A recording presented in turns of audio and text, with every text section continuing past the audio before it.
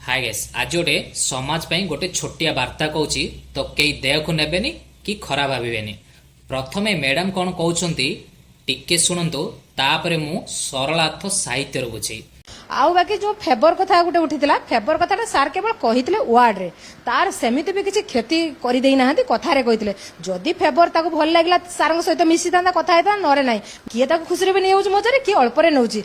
अच्छा कौन कहले मैडम फ्लेवर अर्थ होची सामान्य गोटे वार्ड फ्लेवर अर्थ होची सामान्य गोटे मजाक।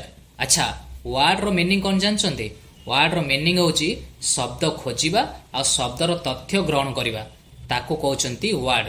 आउ रहिला स्टूडेंट स्टूडेंट गोटे प्रथम ठाकुर होची ता बापा माँ आ द्वितीय ठाकुर होची तार शिक्षक शिक्षयित्री काहेकि ना सेठी से पाठ पढ़िया जाउची। आउ रहिला शिक्षक ता बोल नाही जे गोटे स्टूडेंट को माने फ्लेवर मागिबा आउ शारीरिक संपर्क रखिबार नालचा रखिबा एडा कौन गोटे सामान्य वार्ड ना एडा गोटे सामान्य फ्लेवर कहले मैडम।